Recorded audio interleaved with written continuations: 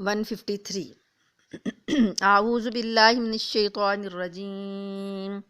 بسم اللہ الرحمن الرحیم اذ تصعدون ولا تلوون على احد والرسول يدعوكم في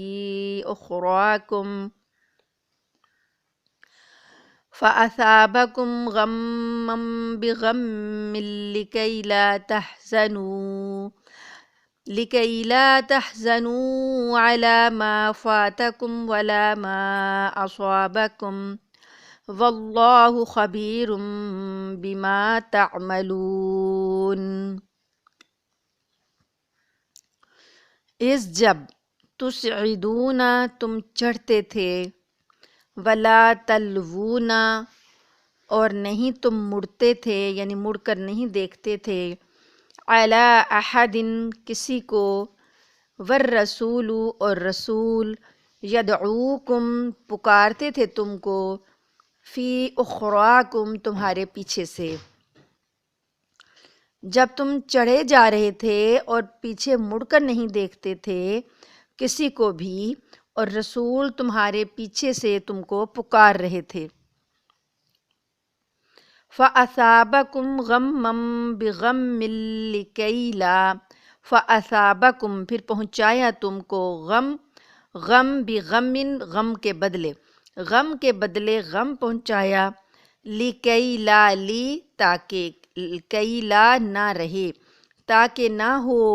تحزنوا تم غم کرو، علا اوپر اس کے، ما فاتکم جو تم سے فوت ہو گیا، جو تم سے نکل گیا، چھوٹ گیا، ولا ما اور نہ جو اصابکم تم کو پیش آیا، تاکہ تم غم نہ کرو اس پر جو تم سے چھوٹ گیا اور نہ اس پر جو تم کو پیش آیا۔ واللہ اور اللہ، خبیر باخبر ہے، بہت زیادہ خبر رکھنے والا ہے، بما اس پر جو تعملون تم عمل کرتے ہو، اور اللہ تمہارے اعمال سے بہت زیادہ باخبر ہے۔ جی یہ آیت جو ہے وہ غزوہ احد کے جب اسباب بتائے گئے پچھلی آیات میں، اب اللہ پاک نے وہ حالات بتائے کہ جو پیش آ رہے تھے، یعنی کہ سمجھیں کہ جنگ کا نقشہ تھوڑا سا کھینچا ہے، ورنہ تو یہ باتیں ہو چکی ہیں پہلے،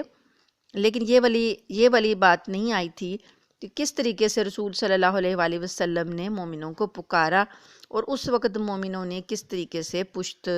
پھیر کر بھاگنا شروع کیا تھا۔ تو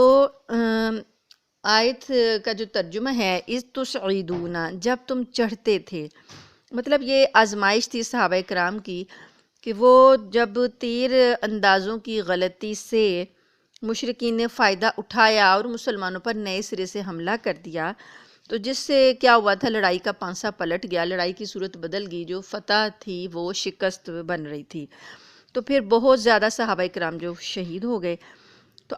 اس طرح ہوا پھر کہ آگے سے بھی لشکر تھا، پچھلا جو بھاگ رہا لشکر تھا وہ بھی واپس لوٹ آیا تھا، تو مسلمان درمیان میں پھنس کے رہ گئے تھے۔ پیچھے سے خالد بن ولید اپنا دستہ لے کر آ گئے درے سے، اور فرنٹ سے جو بھاگتا ہوا لشکر تھا وہ لوٹ آیا، تو مسلمان درمیان میں پھنس کر رہ گئے۔ تو اس دوران میں افراتفری سی پھیل گئی، گھبراہٹ بہت زیادہ تھی، تو اور کچھ لوگوں نے کیا کیا کہ بچاؤ کے لیے ادھر ادھر سب بھاگنے لگے نا، کیونکہ وہ گھر جو گئے کفار کے لشکر میں، تو جب بچاؤ کے لیے بھاگنے لگے تو کچھ صحابہ جو تھے وہ پہاڑ پر چڑھنے لگے، بہت پہاڑ تھا نا پیچھے، پہاڑ پر چڑھے جا رہے تھے اور پیچھے مڑ کر نہیں دیکھ رہے تھے۔ تو یہ بات اللہ پاک بتا رہے ہیں کہ اذ تسعدون تم چڑھتے جا رہے تھے آگے کو، ولا تلوون علی احد اور کسی کو مڑ کے نہیں دیکھ رہے تھے کہ پیچھے ہمارے لشکر کا کیا حال ہے، ہمارے ساتھیوں کا کیا حال ہے، ہمارے نبی کا کیا حال ہے، بس تم پہاڑ پر چڑھنا شروع ہو گئے تھے۔ والرسول یدعوکم اور رسول جو ہیں وہ آپ کو پکار رہے تھے، بلا رہے تھے، فی اخراکم تمہارے پیچھے سے، رسول صلی اللہ علیہ وآلہ وسلم کی آواز جو تھی وہ پیچھے سے آ رہی تھی۔ تو یہ ہوا اس طریقے سے حضور صلی اللہ علیہ وآلہ وسلم کو جب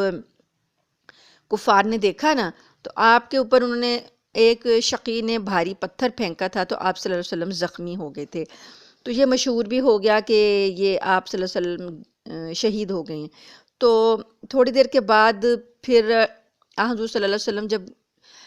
ہوش میں آئے، آپ چونکہ نیچے گرنے سے بے ہوش ہو گئے تھے، جب آپ ہوش میں آئے تھوڑی دیر کے بعد تو آپ اٹھ کر کھڑے ہوئے. تو آپ نے جب یہ سارا حال دیکھا تو آپ نے پکارا اپنے صحابہ کو کہ الیہ عباد اللہ، اے اللہ کے بندوں میری طرف آؤ، انا رسول اللہ، میں اللہ کا رسول ہوں. تو صحابہ کرام کو آواز اس سے بڑا حوصلہ ہوا، اور آپ صلی اللہ علیہ وآلہ وسلم کے چہرے کی طرف جب نظر پڑی تو لوگ پھر اپنی ساری مصیبت بھول گئے اور آپ کی طرف خوشی کے مارے لپکے آ رہے تھے. تو اس وقت فرما رہے تھے یہ صحابہ کہ اللہ کا غضب ہو جنہوں نے اللہ کے رسول صلی اللہ علیہ وسلم کے چہرے کو خون آلود کیا. تھوڑی دیر میں فرماتے ہیں کہ حضرت عمر فاروق رضی اللہ تعالیٰ عنہ فرماتے ہیں کہ تھوڑی دیر میں ہم نے سنا کہ ابو سفیان پہاڑ کے نیچے کھڑا ہو کر کہہ رہا ہے اولو حبل اولو حبل، کہ حبل جو ان کا سب سے بڑا بت تھا نا، جو انہوں نے خانہ کعبہ میں 360 بت لٹکائے ہوئے تھے، اس میں سب سے بڑا حبل تھا. تو وہ اپنے بت کا نعرہ لگا رہا تھا ابو سفیان جو اس وقت سردار تھا. اس نے کہا کہ حبل جو ہے وہ سب سے بلند ہے، حبل سب سے بلند ہے. تو پھر ابو بکر کہاں ہیں، یعنی حبل کا بول بالا ہو، جیسے نعرہ لگاتے ہیں زندہ باد والا. تو وہ عربی میں یوں کہہ رہا ہے اولو حبل اولو حبل، کہ حبل کا بول بالا ہو یعنی زندہ باد. تو آوازیں دے رہا ہے کہ پتہ کروں کہ کون کون جو ہے نا ان کے لشکر میں بچ گیا ہے. پوچھ رہا ہے ابو بکر کہاں ہیں، عمر کہاں ہیں. تو حضور صلی اللہ علیہ وسلم سے حضرت عمر فاروق نے پوچھا کہ میں اسے جواب دوں کہ ہم زندہ ہیں اور ہم یہاں ہیں. تو آپ صلی اللہ علیہ وآلہ وسلم نے فرمایا کہ جی ہاں آپ جواب دو. تو اس کے اس نعرے کے جواب میں حضرت عمر فاروق رضی اللہ تعالیٰ عنہ نے فرمایا اللہ اعلیٰ، کہ اللہ سب سے بلند اور برتر ہے، وَأَجَلَّ اللَّهُ وَأَعْلَى وَأَجَلُّ، اللہ کی شان سب سے بلند ہے اور اللہ ہی سب سے بلند اور بالا ہے، عزت والا ہے. تو اس نے نعرہ لگا کے پوچھا محمد صلی اللہ علیہ وسلم کہاں ہیں، ابو بکر کہاں ہیں، عمر کہاں ہیں. آپ صلی اللہ علیہ وسلم پھر بولے، آپ نے فرمایا، حضرت عمر نے فرمایا یہ رسول اللہ صلی اللہ علیہ وسلم ہیں، یہ ہیں حضرت ابو بکر اور یہ ہوں میں عمر فاروق. تو ابو سفیان کہنے لگا یہ بدر کا بدلہ ہے، ایسے ہی دھوپ چھاؤں الٹتی پلٹتی رہتی ہے. تو لڑائی کی مثال کنویں کے ڈول کی سی ہے، کبھی تمہارے ہاتھ ہے اور کبھی ہمارے ہاتھ ہے. تو حضرت عمر فاروق رضی اللہ تعالیٰ عنہ نے فرمایا برابری کا معاملہ ہرگز نہیں، تمہارے مقتول تو جہنم میں گئے ہیں اور ہمارے شہید جنت میں پہنچے ہیں. تو ابو سفیان کہنے لگا کہ اگر ایسا ہی ہے تو یقیناً وہ پھر تو ہم نے نقصان اٹھایا. سنو تمہارے مقتولین میں بعض ناک کان کٹے لوگ بھی تم پاؤ گے، اور ہم نے تمہارے یعنی شہداء کا یہ حال کر دیا. اس طرح سے وہ چاہ رہا تھا کہ ان کا حوصلہ پست کیا جائے. تو اس وقت کے یہ افراتفری کے حالات میں تو آپ خود اندازہ لگائیں کہ پھر صحابہ کا کیا حال ہوا کہ بکھر رہے تھے وہ. تو رسول صلی اللہ علیہ وسلم نے جب ان کو پیچھے سے پکارا تو اللہ پاک یہ اس لیے بتانا چاہ رہے ہیں کہ مومنین کے جو دل اتنے غمزدہ تھے اور وہ یہ سوچ رہے تھے کہ ہمیں یہ شکست کیوں ہوئی، ہم تو اللہ کے لیے لڑ رہے تھے تو پھر ہمارا یہ حال کیوں ہوا. تو اللہ پاک نے وہ غلطی بتائی کہ تم تو پہاڑ پر چڑھ رہے تھے اور رسول تم کو پیچھے سے پکار رہے تھے اور تم کو بات نہیں سن رہے تھے، افراتفری کا شکار ہو گئے تھے. فَأَصَابَكُمْ غَمًّا بِغَمٍّ لِكَيْلَا، تو اللہ کہتے ہیں پھر ہم نے آپ کو غم پہنچایا، یعنی اس بات کے بعد پھر تم کو تکلیفیں اور غم آئے، اور وہ غم جو آئے وہ اس غم کے بدلے میں غم آئے، کیونکہ جو پہلے غم ان کو پہنچ چکا تھا بدر میں مکہ والوں کو، انہوں نے پھر اس کا بدلہ اتارا. ابو سفیان نے کہا نا کہ یہ بدر کا بدلہ ہے. تو دوسرا ایک یہ بھی وجہ ہوئی لِكَيْ لَا تَحْزَنُوا، تاکہ تم غمگین نہ ہو، یعنی تمہیں اب پتہ ہو کہ تم نے غلطی کی ہے تو تمہیں یہ پیش آیا ہے، تو پھر تمہیں وہ غمگین نہ ہو تم کہ ہمارے ساتھ ایسا کیوں ہوا. عَلَىٰ مَا فَاتَكُمْ، جو تم کو پہنچا، یعنی جو زخم تم کو لگے، جو تکلیف تم کو پہنچی، جو تم سے چھوٹ گئیں چیزیں، تمہارے پیارے تم سے چھوٹ گئے، تمہارے عزیز شہید ہو گئے، تو ان دونوں چیزوں کے بارے میں پھر تمہیں غم نہ ہو کہ ہمیں زخم کیوں پہنچے، ہم سے ہمارے جانیں کیوں فوت ہوئیں۔ تو جب آپ اپنی غلطیوں پر نظر رکھو گے تو آپ کو پتہ چلے گا کہ اس کا نتیجہ ہے، پھر آپ کو اس کا غم نہیں ہوگا۔ واللہ خبیر بما تعملون، اور اللہ تعالیٰ ہر بات سے باخبر ہے، جو جو آپ کر رہے تھے اللہ تعالیٰ کو خبر ہے کہ کیا کچھ آپ نے کیا اور کیا کچھ آپ کے ساتھ ہوا۔ اگلی آیت ہے آیت نمبر 154، یہ لمبی آیت ہے کافی۔ بسم اللہ الرحمن الرحیم۔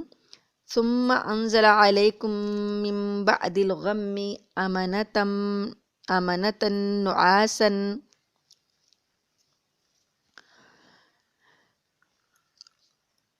نعاسا یغشی طائفة منکم وطائفة قد أحمتهم أنفسهم يظنون بالله غير الحق ظن الجاهلية يقولون هل لنا من الأمر من شيء قل إن الأمر كله لله يخفون في أنفسهم ما لا يبدون لك يقولون لو كان لنا من الأمر شيء ما قتلنا هاهنا قل لو كنتم في بيوتكم لبرز الذين كتب عليهم القتل إلى مضاجعهم وَلِيَبْتَلِيَ اللَّهُ مَا فِي صُدُورِكُمْ وَلِيُمَحِّصَ مَا فِي قُلُوبِكُمْ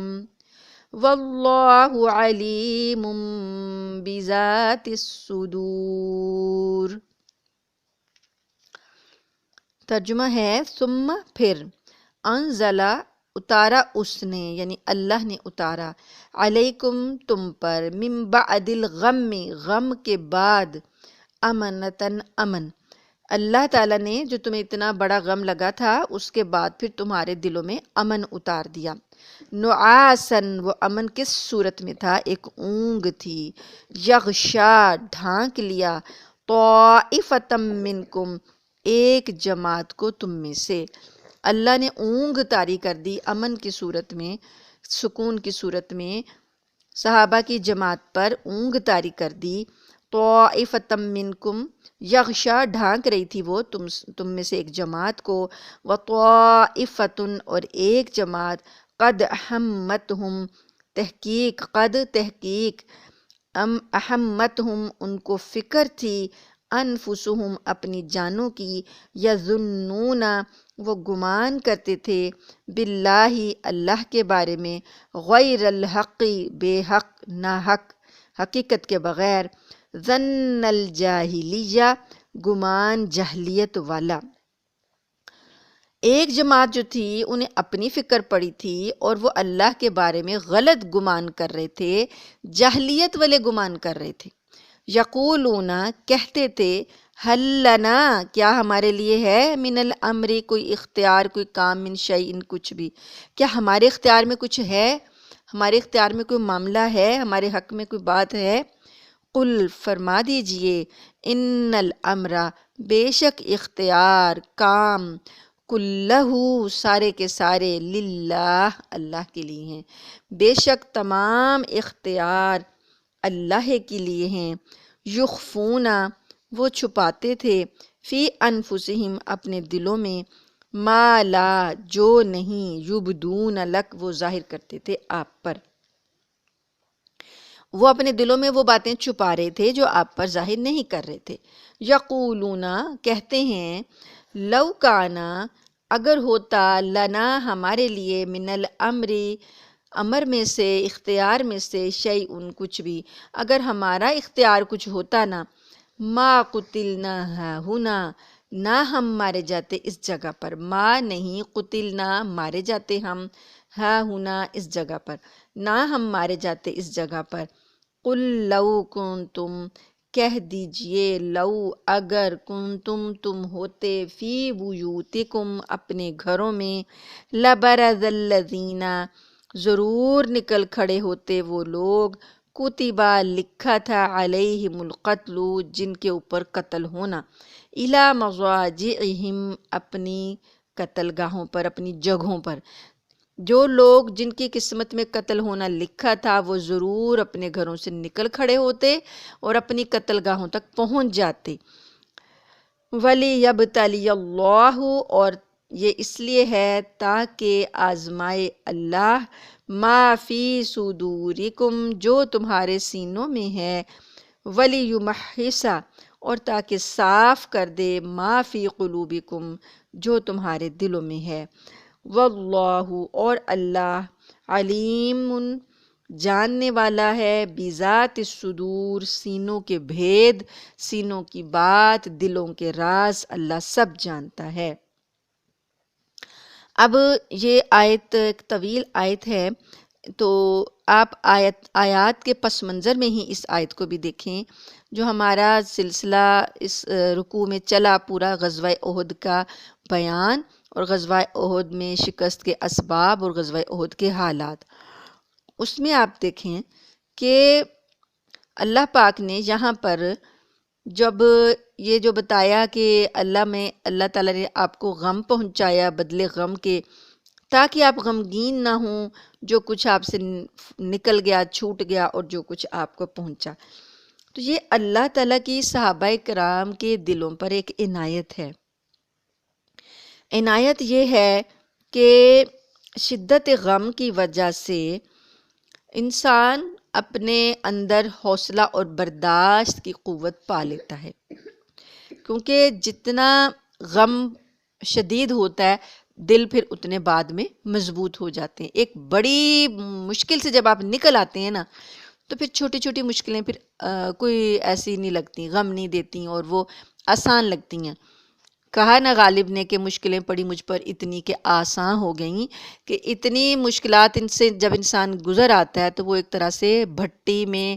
مشکلات کی بھٹی میں تپ کر کندن بن چکا ہوتا ہے، مضبوط بن چکا ہوتا ہے۔ تو اللہ پاک نے یہاں پر مقصود کیا تھا، ان کی تربیت تھی، اخلاق کی بھی اور ان کے عقائد کی بھی، تاکہ وہ ایسے مصائب کے عادی ہو جائیں، استقلال اور ثبات پیدا ہو ان کے اندر، اور خاص بندوں پر جو مصائب آتے ہیں اس کی حکمت یہی ہوتی ہے۔ تو یہاں کے جو مصائب ہیں، اگر تھوڑا سا میں آپ کو اس کا ذکر کر دوں کہ کیسا وہ نقشہ تھا جنگ کا، کیسے وہ مصائب تھے، کہ کسی کے دل میں یہ خیال نہ آئے کہ بھئی ایسا کیوں کیا صحابہ کرام نے، وہ کیوں پلٹ کر بھاگے، وہ کیوں افراتفری کا شکار ہوئے۔ تو جنگ جو ہوتی ہے وہ حالات ہی ایسے ہوتے ہیں، اتنی شدید مصیبت ہوتی ہے کہ انسان کے سے غلطی بھی ہو سکتی ہے، آخر انسان ہے نا۔ تو یہ ایک حضرت ابن مسعود رضی اللہ تعالیٰ عنہ کی روایت ہے، وہ فرماتے ہیں کہ احد والے دن عورتیں مسلمانوں کے پیچھے تھیں جو زخمیوں کی دیکھ بھال کرتی تھیں۔ مجھے تو پورا طرح یقین تھا کہ آج کے دن ہم پر کوئی ایک بھی طالب دنیا نہیں ہے۔ وہ کہتے کہ ہمارے اس لشکر میں کوئی بھی طالب دنیا نہیں تھا، وہ کہتے ہیں مجھے پورا یقین تھا۔ تو وہ کہتے ہیں کہ لیکن صحابہ کرام سے جب حضور صلی اللہ علیہ وآلہ وسلم کے حکم کی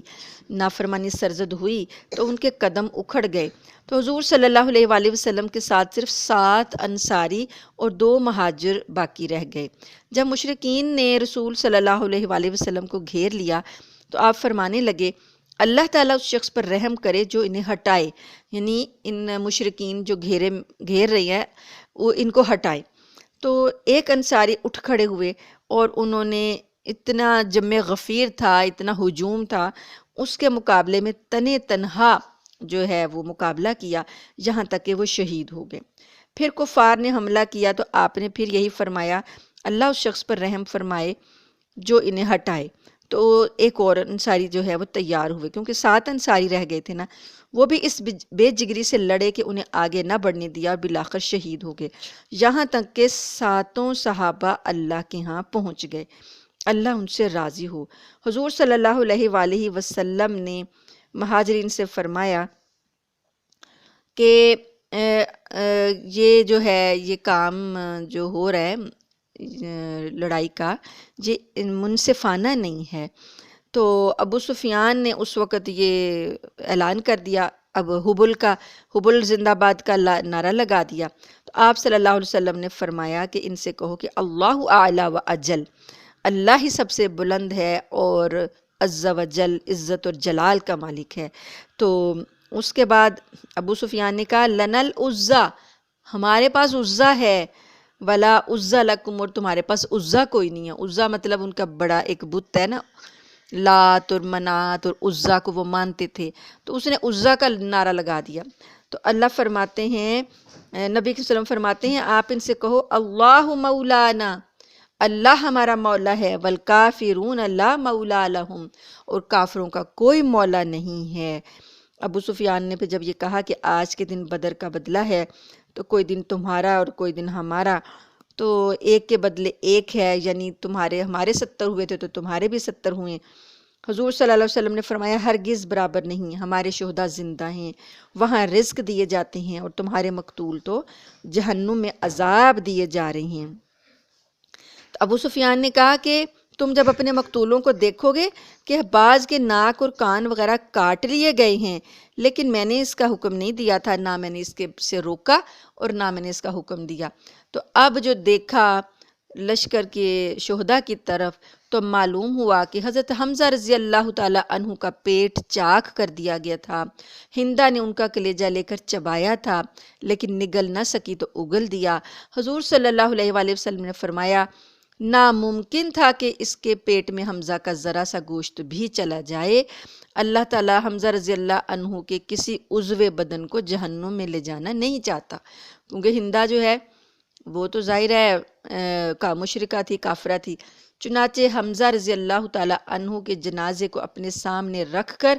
نماز جنازہ ادا کی، پھر ایک انصاری کا جنازہ لایا گیا، وہ حضرت حمزہ رضی اللہ تعالیٰ عنہ کے پہلو میں رکھا گیا، اور آپ نے پھر نماز جنازہ پڑھی، انصاری کا جنازہ اٹھا لیا گیا، لیکن حضرت حمزہ رضی اللہ تعالیٰ عنہ کا جنازہ وہیں رہا۔ اسی طرح 70 جو اشخاص آئے تھے شہداء کے جسد، وہ سارے کے سارے حضرت حمزہ کے پہلو میں لا کر رکھے گئے۔ آپ نے سب کے اوپر الگ الگ نماز جنازہ پڑھی، اور وہ پھر جسم شہداء کے اٹھا لیے جاتے، لیکن حضرت حمزہ کا نہیں اٹھایا جاتا تھا۔ تو گویا حضرت حمزہ کے پر 70 دفعہ نماز جنازہ پڑھی گئی، 70 صحابہ کے ساتھ 70 مرتبہ ان پر پڑھی گئی۔ تو اب یہ دیکھیں کہ پھر جہاں ایسے حالات ہوں تو پھر صحابہ کے جو حوصلے ہیں وہ پھر پہاڑ جتنے ہیں کہ نہیں ہیں۔ تو اسی طریقے سے حضرت حذیفہ رضی اللہ تعالیٰ عنہ فرماتے ہیں کہ مسلمانوں کی تلواریں جو ہیں اس دن برس رہی تھیں، لیکن جب یہ بھگدڑ مچی تو کفار نے جب ہم سب کو گھیر لیا تو وہ سمجھے کہ ہم نے ان ساروں کو ہی قتل کر دیا، تو پھر انہوں نے زور زور سے پکارا کہ اگر محمد زندہ ہیں تو آواز دیں، ابو بکر موجود ہیں تو آواز دیں، کیا عمر زندہ ہیں؟ لیکن حضور صلی اللہ علیہ وسلم نے ابھی خاموشی کا اشارہ کیا تھا، تو اس لیے صحابہ بول نہیں رہے تھے، تو وہ بڑا خوش ہو رہے تھے کہ آج ہماری تلواروں نے بدلہ لے لیا۔ تو اس کے بعد پھر حضرت عمر فاروق نے ان کو جواب دیا، اور اس طریقہ سے وہ پھر یہ بات ہوئی جو پہلے ہوئی تھی۔ تو اسی طریقے سے حضرت انس رضی اللہ تعالیٰ عنہ فرماتے ہیں کہ جب ہمیں یہ پتہ چلا کہ حضرت حضور صلی اللہ علیہ وآلہ وسلم شہید ہو گئے ہیں، تو میں نے فرمایا کہ اب تم جی کر کیا کرو گے، اور یہ فرمایا اور مشرکین میں گھس گئے اور لڑتے رہے۔ تو ایسا ہی یہ بات ہوئی کہ جب مسلمانوں میں کھلبلی مچی تو انہوں نے آگے مشرکین سے لڑنے کا جب ارادہ کیا، کچھ لوگ تو اور بے جگری سے آگے ہو گئے، تو راہ میں حضرت سعد بن معاذ رضی اللہ تعالیٰ عنہ سے ملے، کہنے لگے کہاں جا رہے ہو؟ مجھے تو جنت کی خوشبو کی لپٹیں احد پہاڑ سے چلی آ رہی ہیں۔ چنانچہ وہ مشرکین میں گھس گئے اور بڑی بے جگری سے لڑے۔ اس طرح 80 سے زیادہ تیر اور تلوار کے زخم حضرت سعد بن معاذ جو ہے نا، وہ ان کے آئے زخم، اور وہ پہچانے بھی نہیں جاتے تھے، ایک انگلی کو دیکھ کر وہ پہچانے گئے، یعنی ان کی جسد جو تھا شہید ہونے کے بعد جب زخم گنے گئے تو 80 تھے، 80 سے زیادہ تھے، اور پہچان ہی نہیں ہو رہی تھی کہ یہ حضرت سعد بن معاذ ہیں، تو بہرحال انگلی دیکھ کر پہچانیں گے۔ تو اسی طریقے سے اور بھی بڑے واقعات ہیں کہ حضور صلی اللہ علیہ وآلہ وسلم کے لیے کیسے جانثاری صحابہ نے کی، تو ان حالات میں پھر صحابہ کا آپ حوصلہ دیکھیں تو پھر اللہ پاک نے کیا کہا کہ ان کے اوپر ایک سکون طاری کیا، سکون طاری کیا۔ ایک حضرت صحیح بخاری میں ایک حدیث یہ بھی ہے کہ حضرت قیس بن ابی حازم فرماتے ہیں کہ میں نے دیکھا کہ حضرت طلحہ رضی اللہ تعالیٰ عنہ کا وہ ہاتھ جسے انہوں نے ڈھال بنایا تھا وہ شل ہو گیا تھا جنگ کے دوران، تو وہ نکل چکا تھا، یعنی ختم ہو چکا تھا تیر کے زخم لگ لگ کر۔ تو حضرت سعد بن ابی وقاص رضی اللہ تعالیٰ عنہ فرماتے ہیں کہ میرے پاس حضور صلی اللہ علیہ وآلہ وسلم نے اپنے ترکش سے احد والے دن تمام تیر پھیلا دیے اور فرمایا کہ تجھ پر میرے ماں باپ فدا ہوں، لے مشرکین کو مار۔ آپ اٹھا اٹھا کر دیتے جاتے تھے اور میں تاک تاک کر مشرکین کو مارتا جاتا تھا۔ اس دن وہ کہتے ہیں میں نے 2 اشخاص کو دیکھا کہ حضور صلی اللہ علیہ وسلم کے دائیں اور بائیں تھے، وہ سخت تر جنگ کر رہے تھے، میں نے نہ تو انہوں اس سے پہلے کبھی دیکھا تھا نہ اس کے بعد۔ یہ دونوں کیا تھے؟ جبرائیل علیہ السلام اور حضرت میکائیل علیہ السلام تھے۔ تو اس طریقے سے جنگ کا جو یہ نقشہ ہے، جب مسلمانوں نے پھر جب جم کے لڑا تو پلٹ گیا، اور وہ جب جنگ کا نقشہ پلٹا، صحابہ اکرام نبی کریم صلی اللہ علیہ وآلہ وسلم کے ارد گرد اکٹھا ہونا شروع ہوئے، تو پھر اللہ پاک نے ان کے اوپر اونگ طاری کر دی۔ اللہ فرماتے ہیں کہ میں نے تمہارے اوپر امن، ثم انزل علیکم من بعد الغم، میں نے نازل کیا تم پر غم کے بعد امنتاً امن، نعاساً وہ اونگ کی صورت میں تھی، یخشا طائفۃ منکم ایک جماعت کو تم میں سے اس دن گھیر رہی تھی، یعنی کہ لڑتے لڑتے کھڑے کھڑے اونگ آ گئی صحابہ کرام پر، اور ان کے نیند اتنی گہری غلبہ اللہ نے دیا کہ ایک دم پھر جب انہوں نے آنکھ کھولی تو ایک دم سے وہ تازہ دم تھے، ان کے زخم جو تھے وہ اب ان کو تکلیف نہیں دے رہے تھے، ان کے اعصاب جو بالکل تھک چکے تھے وہ اللہ تعالیٰ نے بحال کر دیے تھے۔ آپ نے اگر کبھی خود بھی مشاہدہ کیا ہو کہ جب آپ بہت زیادہ تھکے ہوتے ہیں، بہت زیادہ تھکے ہوتے ہیں، تو تھوڑی سی 1 سیکنڈ کی اونگ بھی جب آ جائے تو آپ دیکھیں گے کہ اس کے بعد جب وہ اونگ ختم ہوتی ہے تو کافی فریشنس آ گئی ہوتی ہے اور تھکاوٹ جو ہے وہ چلی جا رہی ہوتی ہے۔ تو ایسا ہو رہا تھا، صحابہ کرام کہتے ہیں کہ ہم میدان جہاد میں تھے اور اتنا زبردست نقصان ہو چکا تھا، ہر طرف سے تیروں کی بارش ہو رہی تھی، تو ہمیں سمجھ نہیں آ رہی تھی کہ یہ نیند ہمیں کیوں آ رہی ہے۔ حضرت طلحہ کہتے ہیں کہ میں تلوار میرے ہاتھ سے چھوٹ چھوٹ کے گر رہی تھی اور میں حیران تھا کہ یہ نیند مجھے کیوں آ رہی ہے، اس موقع پر نیند آ رہی ہے۔ تو پھر یہ کیا ہوا، اس کا باطنی سکون اور اطمینان قلبی جو تھا وہ پھر کہتے ہیں میرے اوپر ایسا ظاہر ہوا، تو اللہ کے فضل سے یہ ایسا ہوا۔ اور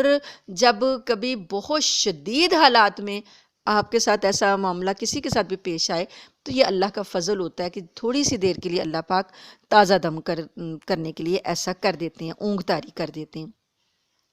اور یہ جب مجاہدین زخموں سے چور چور ہو رہے تھے تو اس وقت اللہ پاک نے یہ کیا تو پھر تھکاوٹ دور ہو گئی، اور اللہ پاک کہتے ہیں کہ یہ میں نے تمہاری پریشانی کو دور کرنے کے لیے کیا۔ اب یہ ہے کہ ایک جماعت کا تو یہ حال تھا، ایک جماعت کا تو یہ حال تھا، اللہ فرما رہے ہیں نا کہ طائفتم منکم ایک جماعت تم میں سے اس پر ہم نے اونگ طاری کر دی، وطائفتن اور ایک دوسری جماعت تھی قد اہمتہم انفسہم انہیں فکر پڑی تھی اپنی جانوں کی، یظنون وہ گمان کرتے تھے باللہ اللہ کے ساتھ غیر الحق ناحق گمان کرنا، یعنی کہ یہ جو دوسرے لوگ تھے یہ منافقین تھے۔ منافقین جو تھے وہ کیا کہہ رہے تھے، وہ اللہ کے بارے میں غلط باتوں کا سوچ رہے تھے اور اپنی جانوں کی انہیں پڑی تھی کہ کہیں ہم ہی نہ مارے جائیں، ہمارا جو ہے یہ نہ ہو، قتل ہم ہی نہ ہو جائیں۔ اور پھر انہوں نے کیا کیا کہ یہ کہا بھی، یہ انہوں نے کہا بھی یقولون هل لنا من الامر من شیء، کہنے لگے کہ ہمارا بھی کچھ اختیار ہے اس معاملے میں، کیونکہ انہوں نے کہا تھا نا کہ شہر کے اندر رہ کے جنگ لڑنی ہے۔ تو جب یہ والی بات نہیں مانی گئی اور شہر کے باہر جنگ لڑی گئی، تو انہوں نے کہا کہ ہمارا تو اس میں کوئی اختیار ہی نہیں تھا، ہماری تو بات ہی نہیں مانی گئی، ہم نے تو کہا تھا کہ بھئی یہاں باہر آ کر نہیں لڑنا۔ تو اللہ تعالیٰ فرماتے ہیں کہ انہیں کہو قل ان الامر کلہ للہ، تمام کے تمام اختیارات جو ہیں وہ اللہ کے پاس ہیں۔ یخفون فی انفسہم، وہ چھپاتے ہیں اپنے دلوں میں، ما لا یبدون لک، جو اپنا دلوں میں ان کے ہے نا وہ آپ پر ظاہر نہیں کر رہے، یعنی دلوں میں تو اور زیادہ باتیں ہیں، اوپر سے بس وہ اتنی بات کہہ رہے ہیں۔ تو یقولون، وہ کیا کہہ رہے ہیں، لو کان لنا من الامر شیء، اگر کوئی ہمارا اختیار ہوتا، یعنی ہماری بات مان لی جاتی، ما قتلنا ہاہنا، تو ہم یہاں پر نہ مرتے، اس وقت جو اتنی موت آئی ہے یہ نہ ہوتی۔ تو اللہ تعالیٰ نے اس بات کا کیا جواب دیا؟ اللہ فرماتے ہیں کہ لو، قل کہہ دیجئے، لو کنتم، اگر تم ہوتے، فی بیوتکم، اپنے گھروں میں، لبرز الذین، تو نکل کھڑے ہوتے وہ لوگ، کتب علیہم القتل، جن پر کہ قتل ہونا لکھا تھا، الی مضاجعہم، اپنی قتل گاہوں کی طرف۔ اللہ فرماتے ہیں ان سے کہہ دو جن کے نصیب میں قتل ہونا لکھا تھا، وہ گھروں میں بھی بیٹھے ہوتے نا تو اپنے گھروں سے اٹھ کے اسی جگہ پر پہنچ جاتے جو ان کی قتل گاہ بننی تھی۔ تو اختیارات سارے کے سارے اللہ کے پاس ہیں۔ وَلِيَبْتَلِيَ اللَّهُ، یہ اس لیے ہے تاکہ آزمائے اللہ، مَا فِي صُدُورِكُمْ، جو تمہارے سینوں میں ہے، وَلِيُمَحِّصَ، اور تاکہ پاک صاف کر دے، مَا فِي قُلُوبِكُمْ، جو تمہارے دلوں میں ہے، وَاللَّهُ عَلِيمٌ بِذَاتِ الصُّدُورِ، اور اللہ سینوں کی بات کو خوب جاننے والا ہے۔ تو اللہ تعالیٰ نے یہاں پر منافقین کا نفاق وہ بھی واضح کر دیا، اور ایمان والوں کا اخلاص وہ بھی واضح کر دیا، کفار کا جو کفر ہے وہ بھی سامنے آیا کھل کر، اور اللہ تعالیٰ نے جو مومنوں کو خوشی دی اس میں خوشی یہ تھی، شہادت کا انعام دیا۔ جو بھی شہداء تھے ان کو اللہ کے ہاں بلند مرتبوں کا جو ہے ان کے لیے اعلان ہوا۔ تو یہ جو ہے آیات اور یہ جو مواقع ہیں، ان میں ہر کسی نے اپنا حصہ پایا، شہداء نے اپنا حصہ پایا، اخلاص والوں نے اپنا حصہ پایا، اور منافقین نے جو ہے اپنا نفاق پایا۔ تو یہ حالات ایسے، اسی لیے اللہ پاک فرماتے ہیں کہ یہ جو حالات ہیں ہم آپ کے درمیان، تلک الایام نداولھا، یہ ایام ہیں جو ہم آپ کے درمیان الٹ پھیر کرتے ہیں، کسی کو وقت شکست ہو جاتی ہے اور کسی وقت فتح ہو جاتی ہے، لیکن فائدہ دونوں طرف مومنوں کا ہی ہوتا ہے۔ اگر مومنوں کو اس وقت شکست ہوئی ہے، یہ ہوئی بعد میں انہوں نے نقصان اپنا پورا کیا، لیکن ان کو فائدہ یہ ہو گیا کہ آئندہ کے لیے ان کو مشکلات سے نکلنے کا طریقہ پتہ چلا، شہداء جو ہیں ان کو ملے، اور نبی کریم صلی اللہ علیہ وسلم کی مزید محبت نصیب ہوئی، اور ایمان مزید پکے ہوئے۔ تو مومن تو ہمیشہ فائدے میں ہی رہتا ہے، کیونکہ حضور صلی اللہ علیہ وآلہ وسلم کا فرمان ہے کہ مومن ہر وقت مومن فائدے میں ہی رہتا ہے، کیونکہ اگر اس پر مصیبت پڑتی ہے تو وہ صبر کرتا ہے، صبر کا بدلہ جنت ہے، اور اگر اس کو نعمت ملتی ہے تو وہ شکر کرتا ہے، اور شکر کرنے والے بھی اللہ تعالیٰ کو پسند ہیں، اور اللہ تعالیٰ اس کو اور زیادہ دیتا ہے۔ تو اللہ تعالیٰ سے دعا ہے کہ اللہ تعالیٰ ہمیں دین سے سچا تعلق نصیب فرمائیں، اور دین اور دنیا دونوں جہانوں کی کامیابی اور کامرانی نصیب فرمائیں، اور حضور صلی اللہ علیہ وآلہ وسلم کے ساتھ کامل محبت نصیب فرمائیں۔ آمین ثم آمین، وآخر دعوانا ان الحمد للہ رب العالمین۔